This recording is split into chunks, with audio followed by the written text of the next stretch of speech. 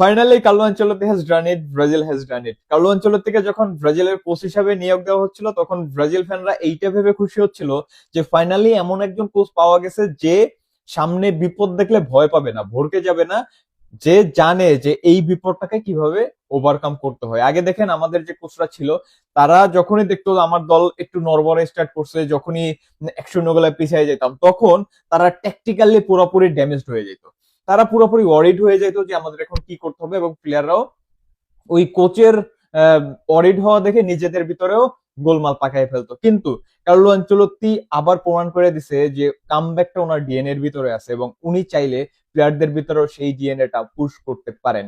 এই গেল number one. আর number two, যখন অন্য অন্য দলের ফ্যানরা বলা বলি করতেছিল যে আরে জাপান রে পাইছে, এইটা নিয়ে ব্রাজিল ফ্যানরা কেন এত অরিড হইতেছে, এত তো চিন্তিত হওয়ার কিছু নাই, এত কাপাকাপি করার তো কিছু নাই। ভাই আজকে জাপান প্রমাণ করে দিছে এই জাপান 10 বছর আগের জাপান না, এরা প্রচুর পরিমাণে ডেভেলপ করছে এবং মোস্ট প্রবাবলি এই টুর্নামেন্টের অন্যতম সেরা টেকনিক্যাল একটা দলের বিপক্ষে ব্রাজিল আজকে জয় পাইছে। সো ব্রাজিলের যে চিন্তা ছিল সেটাও সঠিক ছিল এবং ব্রাজিল যে ডেভেলপ করতেছে, নিজেদের জায়গা থেকে উন্নতি করতেছে, সেটাও আজকে প্রমাণ করতে পারছে এই জয়ের মধ্য দিয়ে। বিশেষ করে সেকেন্ড হাফে যেভাবে ব্রাজিল খেলছে ইট ওয়াজ আউটস্ট্যান্ডিং। এইভাবেই আসলে কামব্যাকটা করার রচনা হয় এবং সেটাই কার্লো আনচেলত্তির আন্ডারে ব্রাজিল করে দেখালো। এই হলো অবস্থা। এন্ড যদি ওভারঅল কথা বলি তাহলে দেখেন ফার্স্ট হাফে আমরা খুবই জঘন্য ফুটবল খেলছি। আমরা আগে থেকেই জানতাম যে এই টাইপের ফুটবলই হইতে চাইতেছে, যেটা আমরা আগে থেকেই জানতাম সেই জিনিসটা মাঠে হইতেছে, তাও আমরা গোল খাইছি। এইটা খুবই জঘন্য একটা ব্যাপার ছিল। দেখেন আমরা ম্যাচের আগেই বলছি যে জাপান ব্রাজিলের বিপক্ষে পজিশনাল ফুটবলে যাবে না, তারা ব্রাজিলকে বারবার বল গিফট করবে যে আসো তোমরা খেলো, এবং এইটা যখন খেলবে তখন ব্রাজিলের ভিতরে একটা আত্মবিশ্বাস। দেখেন আমরা গোলটা খাওয়ার আগ পর্যন্ত মনে হচ্ছিল যে ব্রাজিল মনে হয় নক করতেছে, এনি টাইম ব্রাজিলের গোল বাইরে হয়ে যাবে। বাট ওই কথাটা আবারও জাপান প্রমাণ করছে যে ভাই একটা মিস্টেক, একটা কুইক কাউন্টার, ওইখানেই তুমি শেষ। জাপান সেটা করে দেখাইছে এবং দেখেন দানিলোর একটা ভুল, ক্যাসিমিরোর প্রপারলি ম্যান মার্কিংটা করতে না পারা, সেখান থেকে ব্রাজিল গোলটা খাইছে। এই যে আপনি খেলতে খেলতে গিয়ে গোলটা খাইছেন, এটা আগে থেকে জানা তারপরও খাইছেন, এইটাই হলো জঘন্য বিষয়।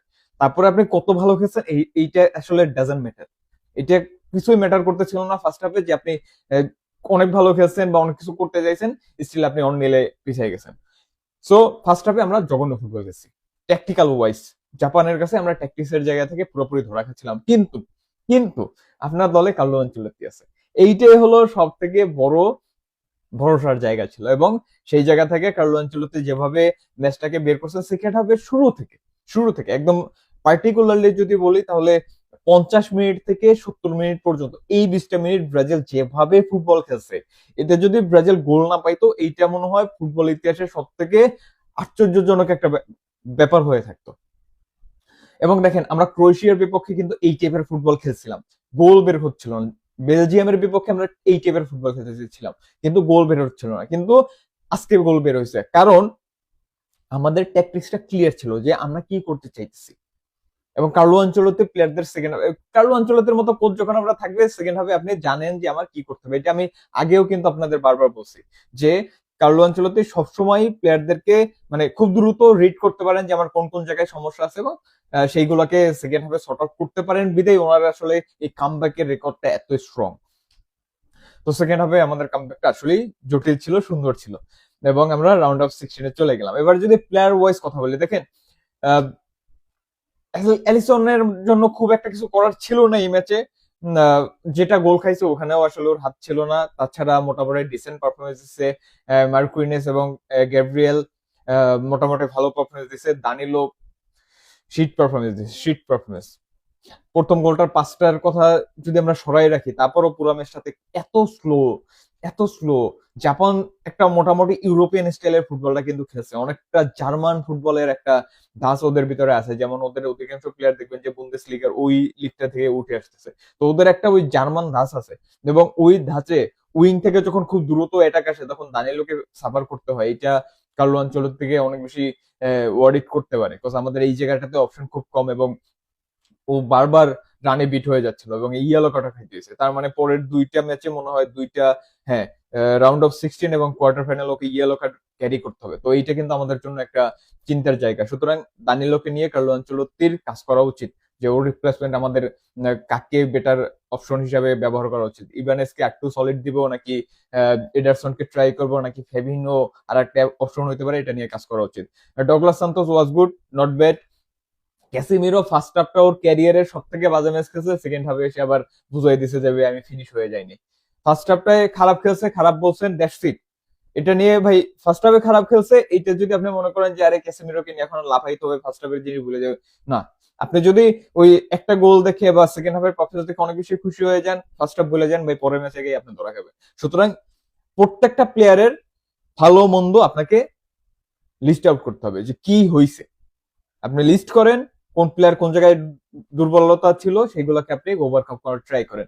একেবারে ওভারলুক করে যায় না যে এখন গোল করছে, ম্যাচ বাঁচাই দিছে, আমরা অতীত সব ভুলে গেলাম, না। এটা করলেই আসলে আমাদের আগাইতে হবে না। আমাদের কিন্তু ওই রাউন্ড অফ 16 টার্গেট না, আমাদের টার্গেটটা ওই ফাইনাল খেলে যে ট্রফিটা নিতে হবে। সুতরাং আপনার যত ল্যাকিংস সবগুলো আপনাকে ফাইন্ড আউট করতে হবে। আপনি দানিলোর ল্যাকিংস ফাইন্ড আউট করেন, ক্যাসিমিরো কই কই ভুল ছিল বুঝাই দেন, ওকে দিয়ে ওইটাকে ওভারকাম করানোর ট্রাই করেন।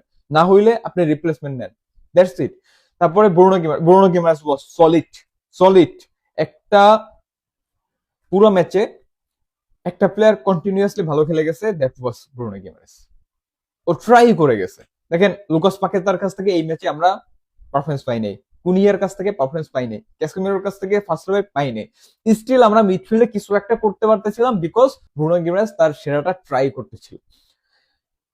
তারপরে আসেন অ্যাটাকিং জোনে কুনিয়ার আজকে পারফরমেন্সটা মোটেই ভালো হয় নাই।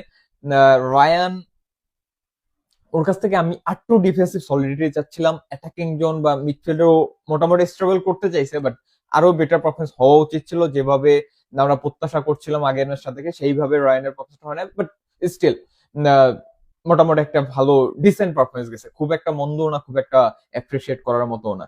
ভিনিসিয়াস আজকে খুব ভালো কিছু চান্স ক্রিয়েট করছে, বাট কোন জায়গায় গিয়ে আমার একটু অসন্তোষ লাগছে জানেন, সেটা হলো যে ওর ডিসিশন মেকিং এ গিয়ে মনে হচ্ছিল যে could be better, could be better, এই জায়গা থেকে একটু ভালো পাস হইলে, এই জায়গা থেকে যদি একটু আগে বলটা রিলিজ করতো, এই জায়গায় গিয়ে হয়তোবা ভিনিসিয়াস একটু ডেভেলপ করলে ম্যাচটা আমরা একটু আগেই বের করতে পারতাম। এরপরে সাব হিসাবে যারা নামলো দেখেন, ফেবিনোকে নিয়ে আলাদাভাবে কিছু বলার নাই, মানে একদম লাস্ট মোমেন্টে নামছে। তারপরে নামলো মার্টিনেল্লিকে নামানোটা যথেষ্ট যৌক্তিক আমাদের কাছে মনে হচ্ছিল যে ঠিক আছে এই জায়গাতে নেইমারকে নামাইলে হয়তো ভিতরে, বাট কার্লো আনচেলত্তি চিন্তা করছে মার্টিনেল্লি বক্সের ভিতরে চলে যেতে পারে। এইটা ওর একটা বিশাল গুণ, যেটা বক্সের ভিতরে মানে উইং ছেড়ে এসে, যেহেতু ভিনিসিয়াসের সাথে ওর একটা ক্লাব করতে হবে, ভিনিসিয়াস যদি উইং এ থাকে ও আবার যে বক্সেও চলে যেতে পারে, এবং যেহেতু ও অনেক বেশি ডার্টি ওয়ার্ক করতে পারে, পাকেতা উঠে গেছে, আমাদের কুনিয়াকেও তুলে নিতে হচ্ছিল, মিডে একটা স্টেবিলিটিও দেওয়ার দরকার ছিল, যার কারণে মার্টিনেল্লিকে নামানো হয়েছে, এবং সেইটা আসলে ক্লিক করে গেছে যে রাইট মোমেন্টে রাইট জায়গাতেও ছিল।